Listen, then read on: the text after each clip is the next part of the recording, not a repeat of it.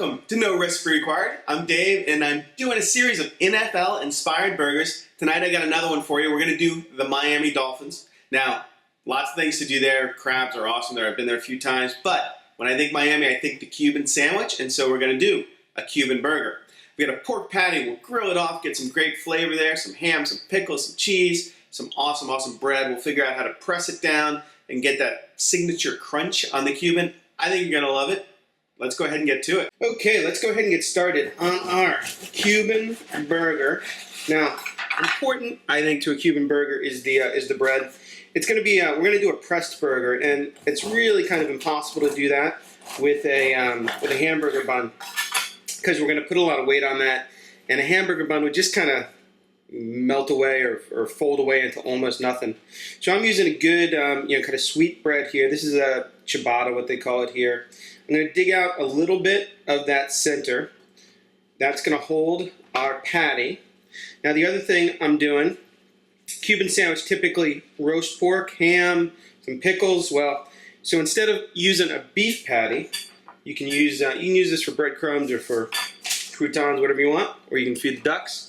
I'm going to use, so this is our bun. I'm going to use a pork patty for our burger. Okay, so I mentioned a pork patty for our Cuban burger. This is ground pork. Now, obviously, roast pork's got a little bit more flavor than regular old ground pork here. So, what we're going to do, two things. We're going to add a little bit of kind of barbecue dry rub to the pork, which will be nice and flavorful. And then we're also going to take it out to the grill. Obviously, that was salt and pepper I added first. We're going to take it out to the grill to try and get some of that char and smoky flavor into the pork.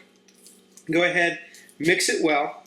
And then just like some of my other burgers, when we're using non-traditional bread or non-traditional buns, you don't necessarily want a circular burger. You want to shape your burger to the shape of the bun, which mine is a little bit oval shape. I'm going to go about a ½ inch on it, and you want it to fit that whole bun.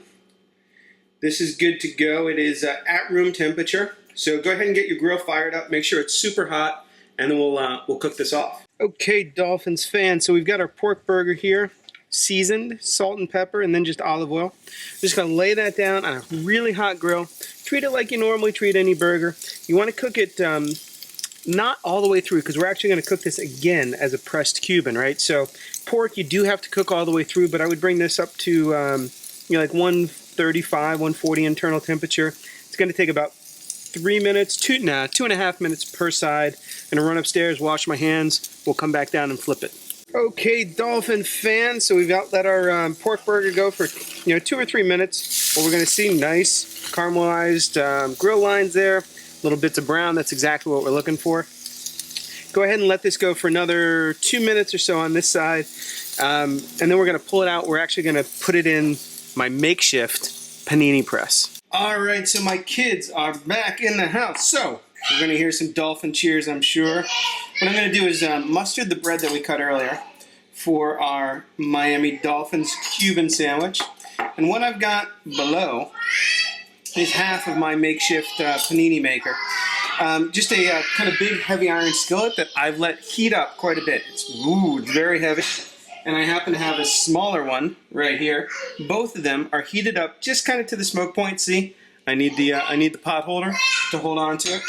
I'm going to lay my pork burger, which we just took off the grill, along with our traditional.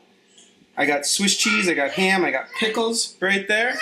And we're going to put our lid on our burger. You can see how tall that is. And I'm going to take my other side and just kind of balance this right on top. Obviously it takes a little bit of acrobatic skill to get it pressed just right. But you want enough weight there to kind of press down on the sandwich, make it, panini style. If you have a panini machine, that's even better. I kill the heat because these are already heated up, and I don't want the bread to burn. So once we do that, it's going to sit for about 5 or 6 minutes, just slowly cooking, letting that bread toast, that cheese melt.